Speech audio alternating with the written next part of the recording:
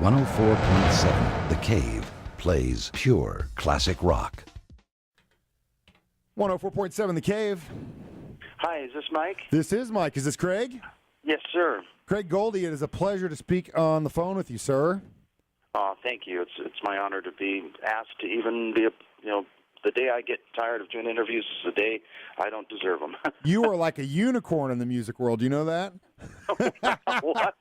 I mean, because a lot of the time, especially in the world of classic rock where I live, a lot of musicians feel like they don't need to do it anymore. You know what I mean? Yes, and I think when you start to feel like that in anything that you do, you lose that personal connection that you really need to continue on, and the reason you should be doing this stuff. You know what I mean? Absolutely. I mean, I feel honored, and that was one beautiful thing about Ronnie is that he everybody starts out as a fan. You wouldn't want to be a musician unless you were a fan of a musician. And Ronnie was like that. He was a fan of musicians, and so that influenced him to become a musician. And then that pure fire that started out as a fan, he retained that as a wizard and a master and a icon and he still had that, and so he still gave with that pure fire that was there from the beginning, and that was really nice to see. And some people think it's silly, to stay that way, but I don't think I saw the way he dealt with his fans was because of that. The way he wrote was because of that. I mean, it's a beautiful thing, and so you can't work side by side with the master for so long as I have and not have a little bit of it rub off on you. And luckily him and I are a lot alike, and I have that same fire. I still get excited to do interviews. I still get excited to write and go into the studio. I get excited before I go on stage. We play the same songs with Dio Disciples a lot, and sometimes we do different ones, but every night is different. Every night is new and fresh because there's a different crowd and it's a different place, and we're there for a reason. And every note, every chord, everything is important all over again, just like it was 30 years ago. Mm-hmm.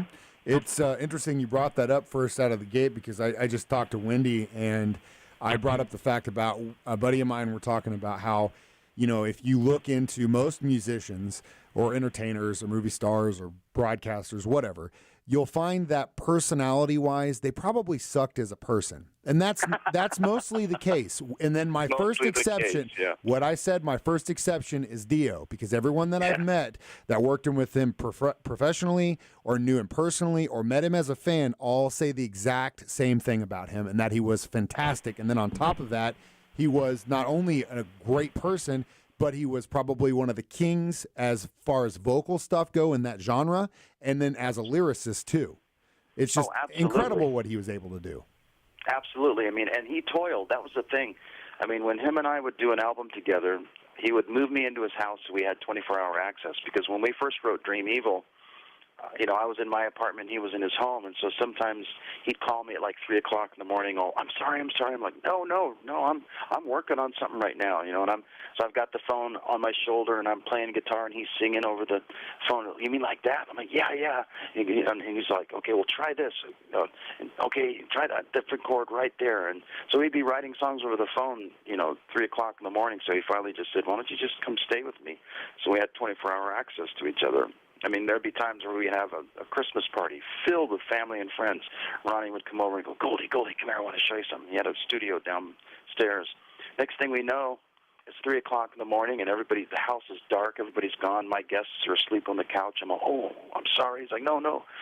So his work ethic was, him and I had a similar work ethic. He would just work until it was done. I mean, it was exciting for him. That was like his love. That was his passion. And he wasn't a rock star. He was a musician. He loved the process. He loved to create. And when we would work together, I would see after we would create the melody line, or actually he would create the melody line from the simple chord progressions we would make, so he could have freedom to choose what notes he wanted. Then I'd go back down after the melody line was established and kind of mess around with the chords and stuff to make it a little different. but maintain his melody. And he would toil upstairs, listening to back then cassettes on his lyrics. Before that, he would toil with the melody line, because the law of hit songwriting is melody first, lyric second. Mm-hmm. And the thing that's people don't want to try to work at as hard is that the song, for all intents and purposes, is a conversation you're having with the listener. Mm-hmm. You're either telling a story or having a conversation with the listener within a musical environment. And in order to tell a story that punches people in the soul, the melody line dictates how many syllables you have to tell your story. Yeah. So it's really hard to do that. And then for him to create he had such a universe concealed within that was so masterful, at that process. It was just outstanding. I mean, that man had a gift. He was the first and last of his kind, and that's for sure. I completely agree with that, completely. Now, Wendy also said that you were pretty instrumental in helping create this Decade of Dio box set that just got released on CD, and then I personally am going to be waiting for the vinyl to come out in October. So tell me a little bit about that process.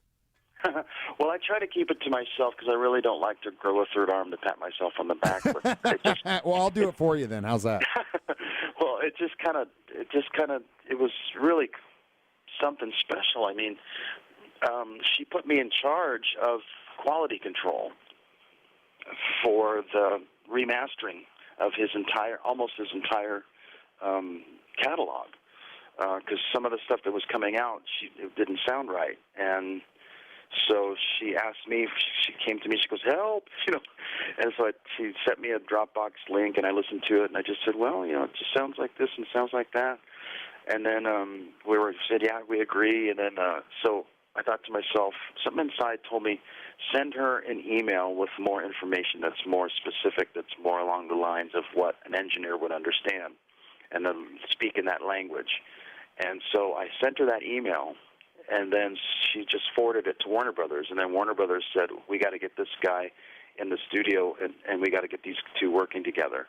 And it was luckily because I paid attention all these years. I watched, Ronnie and Angelo utilized unorthodox methods to record and get the sound they did that actually, quite honestly, sounds good still by today's standards. Mm-hmm.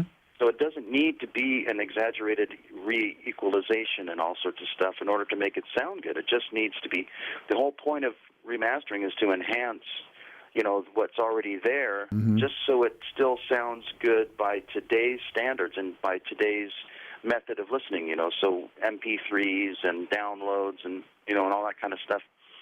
And even those in CDs, so people are used to a certain type of quality that not necessarily that it didn't have.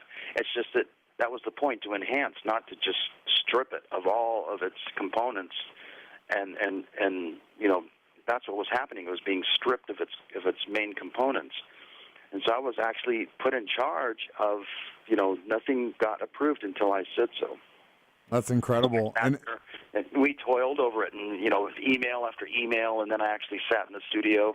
I mean, the guy was really great at what he does. He really is. It's just that, a lot of guys don't understand, certain things, and it was just a fluke.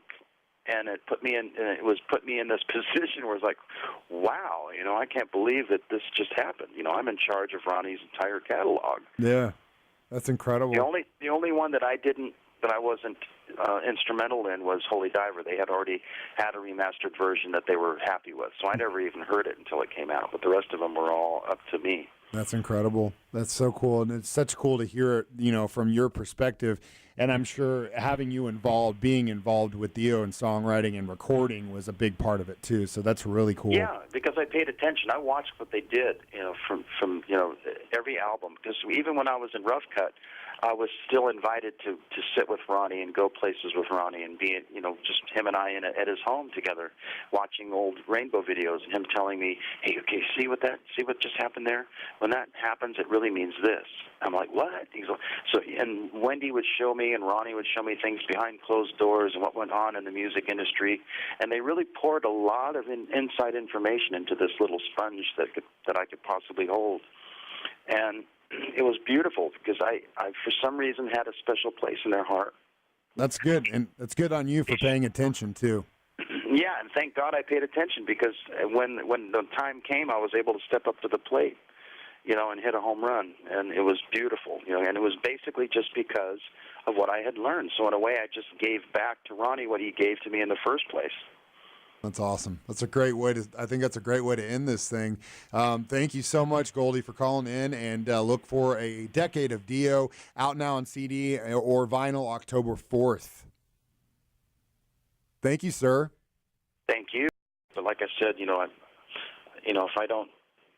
I don't want it to happen and be excited about it, it's the day I don't deserve it. But then on top of it all, there are only a handful of interview experiences that really are that stand out. And this was one of them. I thank you for that. That means sometimes you can just hear somebody's got a gift, because your gift, you have a way of making, you have experiences yourself, and you know how to be beneficial, how to be humorous, and how to be giving, and that's a rare quality to have, and at the same time insightful and lead something to a place where your readers or your listeners are going to have a piece of information they haven't gotten before. Yeah, and it's probably for two reasons. I'm a musician and I'm a fan. I'm a fan first. You know what I mean? So I kind of understand. I understand the plight of the musician. He'll never make any money, and does it because I love it and I love people. I mean, that's all it comes down to. I like people. There it is. And you're so welcome to the family, man, because that's what Ronnie was. He just loved people. I mean, the way he would treat his fans was just second to none. That's awesome. The way he treated people was like, I could go on. I mean, maybe we should schedule another one, because there's so many inside stories that I have of the kind of man that Ronnie was, that that just would really reflect, just why we're doing this, because it's not, I don't make any money. I volunteered. I didn't get paid to do that for the mastering thing. I didn't sit there and go, yeah, I'll help you out if you pay me $300 a day. I just volunteered. I live in San Diego, so I drove up and, sometimes had to rent a car, and I was out of pocket for that. Mm-hmm. When we do Dio Disciple stuff, we're often out of pocket, because it's a memorial service in the form of a rock concert. Yeah. It's not hey, we're rocking out to Ronnie James Dio, come check us out, and cool dude on your Facebook page, it's a memorial service in the form of a rock concert, because he was so loved by the world, and then we try to do it in the most honorable way we can. There's so much to this that, that 15 minutes is not much, but I know you got to go. But so maybe we could schedule something in later when it gets closer. If you'd like, I'd love that. I would also love that as well. When your schedule, I'm pretty wide open. I'll make the time. So it's up to you. You let me know. Send me a text. Give me a call. Whatever. Or if I think of it. When is the official date? October 4th is the vinyl release. When would be good for you before an October 4 release? Let's see here. The 4th falls on a Tuesday. We could do the week before. So actually, okay. I'm out of town that week. We could do it we could try and do it that Monday or Tuesday, the 3rd or the 4th. You want to try, or what about in September, like somewhere in September? We want to try like the 21st. Third or either the 3rd or 4th, like the 3rd week of September or 4th week of September. You want to try the 19th or the 20th? Yeah, we'll just pencil ourselves in. Okay, I got your stuff. I'm gonna write it down right now and put you in and remind myself to call you. Yeah, me too. I got it. I'm day to day, man. Great. Thank you so much. I really appreciate it, Mike. Same. The feeling's mutual, Goldy. Thank you for your time today, and have a great day. You too. Thank you. Bye. Okay. Bye. 104.7 The Cave plays pure classic rock.